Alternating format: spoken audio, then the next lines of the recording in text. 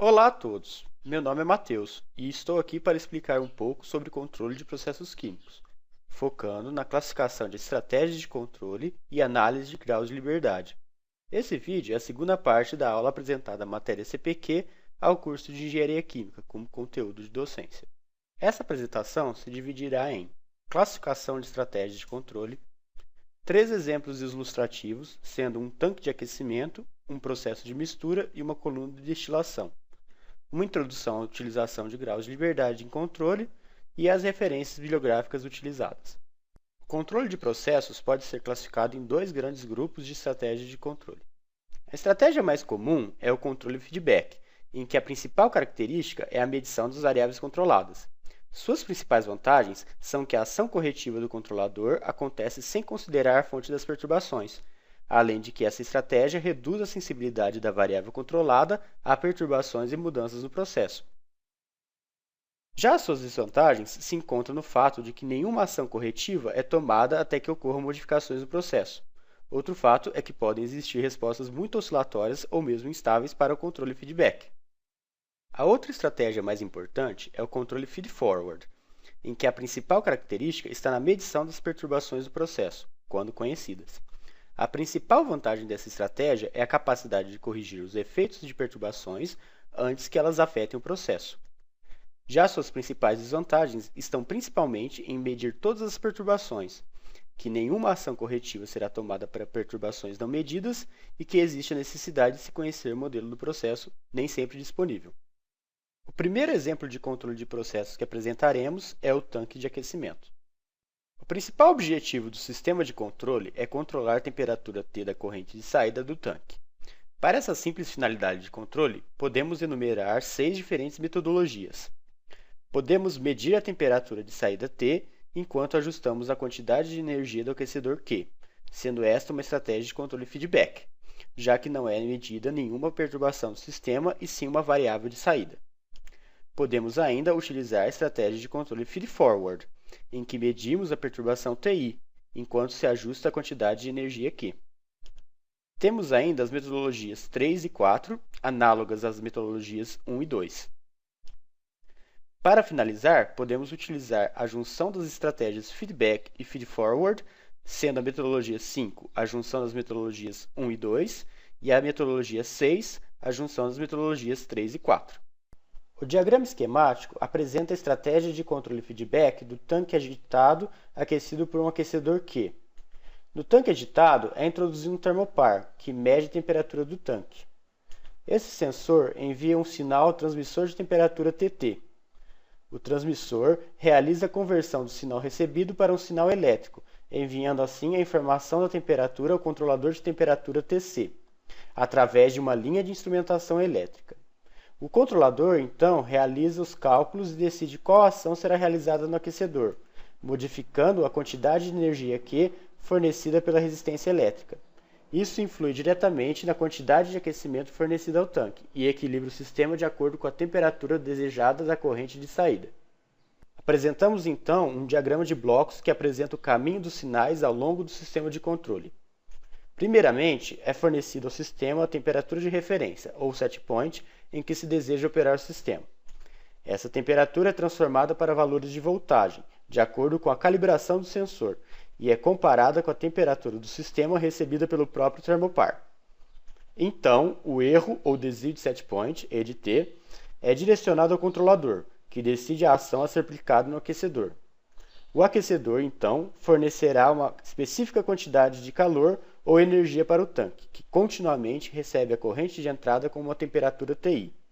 Essa corrente de entrada é considerada uma perturbação do sistema para essa metodologia. Após o sistema entrar em regime estacionário, obtemos a temperatura da corrente de saída T de T, assim como o valor da temperatura que será lida pelo termopar. O diagrama de bloco seguinte apresenta o sistema de controle com aquecimento por vapor, modificando a maneira como é controlada a temperatura, de acordo com os instrumentos utilizados. Uma vez que existem válvulas pneumáticas no sistema, é necessária a utilização de linhas pneumáticas e o transdutor de energia elétrica para pressão. É importante usar um transdutor devido à informação recebida pelo termopar e ao posterior uso dessa informação no controlador pneumático, para fechar ou abrir a válvula da serpentina. Como segundo exemplo ilustrativo em controle de processos, vamos apresentar um processo simples de mistura. Um processo de mistura pode ser utilizado para introduzir importantes conceitos em controle de processos. Essas operações são utilizadas comumente em diversas indústrias e processos produtivos, para garantir que o produto final esteja dentro das especificações definidas pelo consumidor. Um sistema de mistura é composto de um tanque, em que o objetivo é misturar duas correntes de entrada para produzir uma corrente de saída homogênea, que esteja em composição desejada. Na figura, podemos visualizar uma corrente em que existe uma mistura de dois componentes, A e B, sem especificações quanto à vazão e a concentração destes, enquanto que uma segunda corrente, composta unicamente do componente A, possui uma válvula de controle para regular sua vazão. Uma corrente de saída é obtida através do overflow do tanque, obtendo uma mistura considerada perfeita de A e B. Portanto, as hipóteses para os cálculos envolvidos nesse processo de mistura são as seguintes. 1. A vazão da corrente 1, ou seja, da corrente com os componentes A e B, será sempre constante para o nosso problema. 2. A concentração da corrente 2 é sempre do componente A puro. 3. Por último, o tanque é considerado de mistura perfeita. O objetivo de controle desse exemplo é manter a concentração de saída X no valor desejado, ou setpoint X de SP, apesar das variações na concentração da corrente 1, X1. A vazão da corrente 2, W2, pode ser ajustada de maneira a controlar a concentração de saída. Utilizando as terminologias de controle, no exemplo, nossa variável controlada será a concentração X. A variável manipulada será a vazão da corrente 2, W2. A perturbação ou carga do sistema será a concentração da corrente 1, X1. Chegamos então à nossa questão de projeto. Qual é o valor da vazão em estado estacionário da corrente 2 necessário para produzir a concentração de saída desejada X de setpoint? Realizamos, então, os balanços de massa global e para o componente A, ambos em estado estacionário, e substituímos x barra pelo x do setpoint. Substituímos também a concentração da corrente 2, em estado estacionário, pelo valor 1, obtendo assim a equação 3. Essa equação é chamada de equação de projeto. Se nossas hipóteses estiverem corretas, o valor da vazão da corrente 2, W2, manterá a concentração da corrente de saída em estado estacionário no valor de setpoint. O que ocorreria, então, se as condições do sistema modificarem?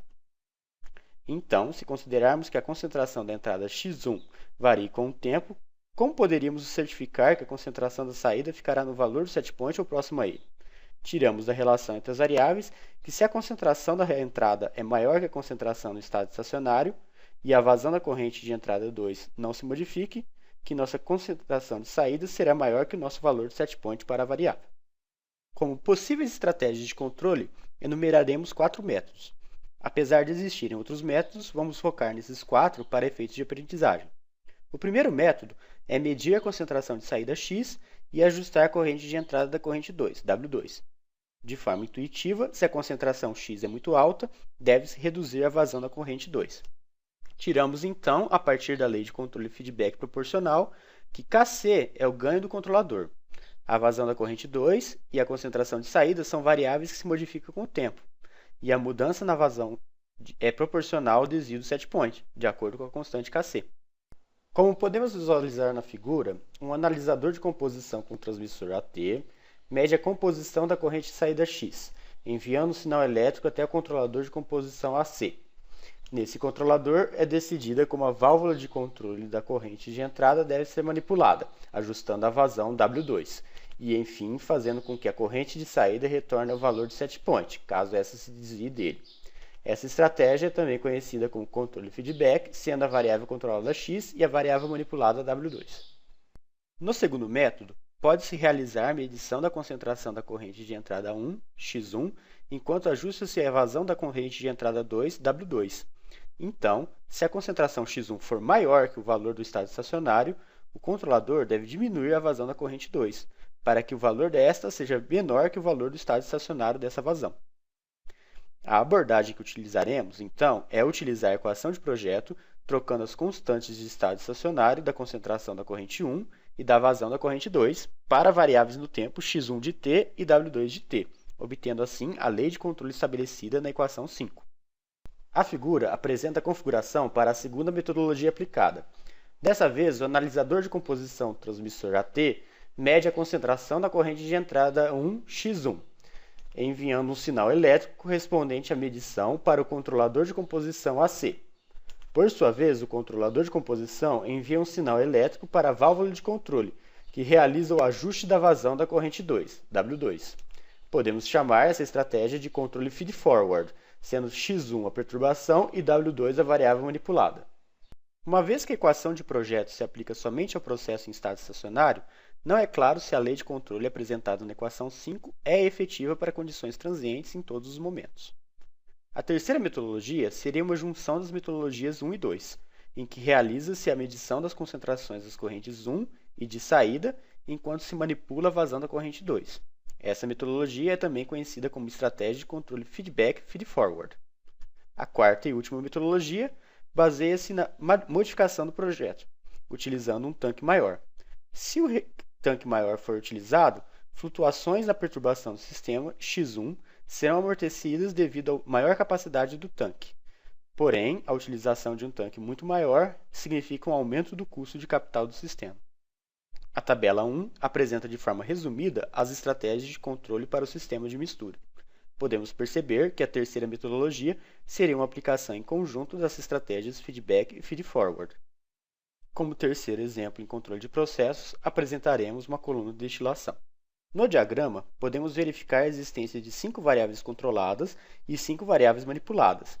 Cada uma das válvulas de controle é responsável por uma das variáveis manipuladas, enquanto cada um dos 5 transmissores presentes na coluna é responsável por uma das variáveis controladas. As variáveis controladas são as composições dos produtos, XD e XB, a pressão da coluna, P, e os níveis dos líquidos no tanque de refluxo e na base da coluna, HD e HB. As 5 variáveis manipuladas são as vazões de produtos, D e B, a vazão de refluxo, R, e as quantidades de calor no condensador e no refervedor, QD e QB. As quantidades de calor são ajustadas através das válvulas de controle nas linhas de resfriamento e aquecimento. Existem 5 válvulas capazes de serem manipuladas para modificar as variáveis manipuladas. O par de uma válvula de controle com um controlador pode ser uma malha de controle fechada, manipulando uma variável para controlar outra. Porém, nem todo par de válvulas e controladores é capaz de realizar o controle. Portanto, podemos dizer que o grau de liberdade do sistema é igual a 5. A análise de graus de liberdade no controle de processos químicos. Para se verificar qual o grau de liberdade F de um sistema, é importante saber qual o número de variáveis do sistema, nvar, e o número de equações independentes, nq, assim como o número de parâmetros definidos, npar. A diferença entre eles é exatamente o grau de liberdade do sistema. De acordo com o propósito do problema a ser resolvido, é possível deduzir o grau de liberdade do sistema. Caso o problema seja de modelagem e/ou simulação, o grau de liberdade é igual a 0. Caso seja um problema de regressão, em que existam mais equações independentes do que variáveis, o grau de liberdade é negativo. Para problemas de otimização e controle, o grau de liberdade será sempre positivo.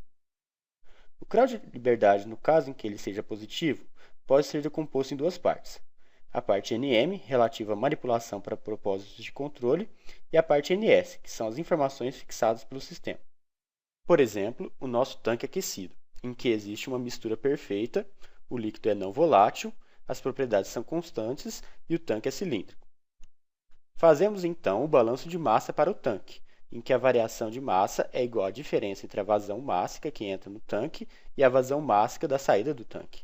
Manipulando a equação, colocamos o balanço de massa em termos de volume do tanque, obtendo também a condição inicial do balanço. Juntamente com o balanço de massa, calculamos o balanço de energia do sistema, em termos da temperatura do tanque. A variação da temperatura é função da diferença de energia fornecida pela corrente de entrada menos a energia retirada pela corrente de saída, adicionada à energia fornecida pela existência de aquecimento Q.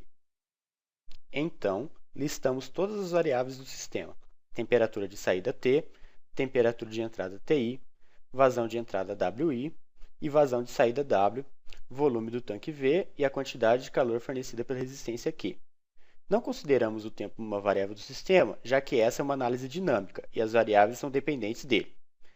Já que definimos que as propriedades são constantes, temos também os parâmetros definidos, a densidade ρ e a capacidade calorífica Cp.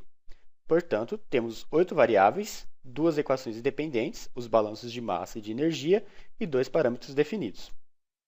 Apesar do grau de liberdade ser correto, ainda é necessário ao engenheiro que se especifique outras variáveis do processo ou estabeleça novas equações para conseguir realizar o problema de controle.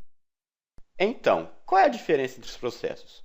Nesse primeiro processo, com uma bomba na corrente de saída do tanque, podemos manipular a vazão de saída dele, já que essa pode ser ajustada através da bomba, tendo condição assim de controlar o nível do sistema.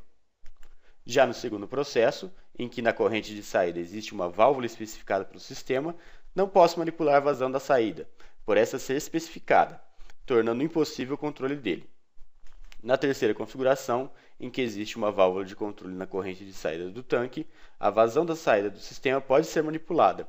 A válvula de controle proporciona a capacidade de modificá-la, podendo controlar através desta manipulação o nível do tanque. Para isso, é necessário o modelo do processo dessas válvulas e bombas, o que nem sempre está disponível. Dessa forma, formula-se uma regra prática para a obtenção do grau de liberdade. Na maioria dos sistemas, o grau de liberdade é igual ao número de correntes de matéria e energia que podem ser manipuladas de forma independente. Porém, temos que tomar cuidado porque, em algumas situações, essa regra prática não é válida. Isso ocorre quando uma variável manipulada não tem efeito no estado estacionário de qualquer variável controlada, ou seja, possui um ganho de estado estacionário nulo. Nesse caso, o grau de liberdade deve ser reduzido de 1.